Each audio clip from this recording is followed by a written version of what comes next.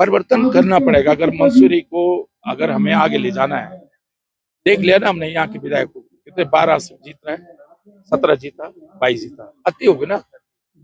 अब ये 3 तिगाड़े कहाँ बिगाड़े, 3 बार जो जीत गया अब वो तो वक्त बताएगा। ये तो एक तो जब मैं लहर सुन गया था, भारत राव जी ने भी कहा था, मेरा घर भी नहीं था, या तो मेरी रिश्तेदारी है मंसूरी में, खाती पवार भंडारी सारा मंसूरी तो मेरे रिश्तेदारों से भरा है।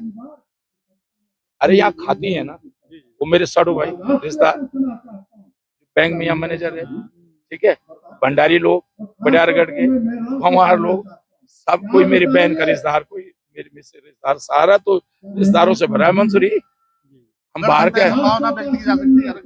अगर अरे आप लोगों को प्यार मिलेगा तो क्यों नहीं। अब आपके देखो, आप लोग मुझे ज्यादा प्यार करोगे तभी तो जो है फिर खिंचाव होगा इस तरफ।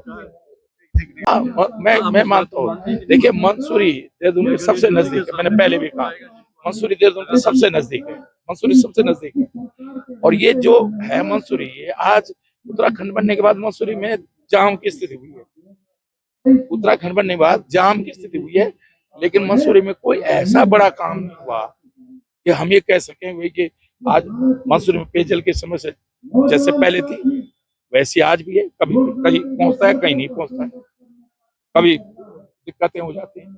अरे इतनी बड़ी यमुना नदी है, जैसे मैंने श्रीनगर अलकनंदा नदी से पौड़ी के लिए 2 पंप की योजना बना दी, एक योजना फेल हो जाती है और एक नौगट्टू से बना रखी है ग्रेविटी वाली, कि अगर पंप की योजना फेल हो जाए तो बरसात में जो नदी में वो आ जाता, रेत आ जाता तो दिक्कत हो जाती, मशीनें बंद हो जाती, नौगट्टू से पानी।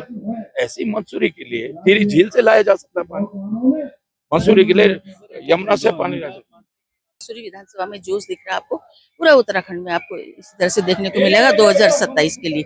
ये सब 2027 की तैयारी है और बिल्कुल यहाँ पर सभी मैंने यहाँ पर बिल्कुल आह्वान किया है कि हम लोग की बिल्कुल टिकट की कोई लड़ाई नहीं है, कुछ भी नहीं, बिल्कुल भी। हमारी लड़ाई भाजपा से है और हमें सत्ता छीन कर लेना है, क्योंकि जिस तरह से इन लोगों ने बिना विकास करे, बिना कोई काम करे, जिस तरह से ये सत्ता पर आसीन है अभी तक, तो इस तरह से अब एक एक लोगों को, पूरा जनता को पता चल गया है कि इनके छल और इनके जो बल है, जिस तरह से ये लोग लोगों को भ्रमित करके सरकार में आ रहे हैं, चोरी करके, ईवीएम की चोरी करके, तो अब सब संभल गए हैं सब। अब आप निश्चित तौर पर 2027 में हमारी सरकार आएगी। चूंकि इससे पहले भी मैं जनप्रतिनिधि रही, तो उस हिसाब से मैंने काम करा है, तो मुझे पता है कि कहाँ कहाँ पर हमारे काम रह गए। पूर्ववर्ती सरकार जब थी तब भी हमने काम करा, तो अब जो और लोग प्रत्याशी सक्रिय हो रखे हैं या आवेदन कर रहे हैं या फिर वो जो सक्रिय हो रहे हैं, तो उसमें कोई ऐसी बात नहीं। हमारे पार्टी का ही नाम हो रहा है उसमें।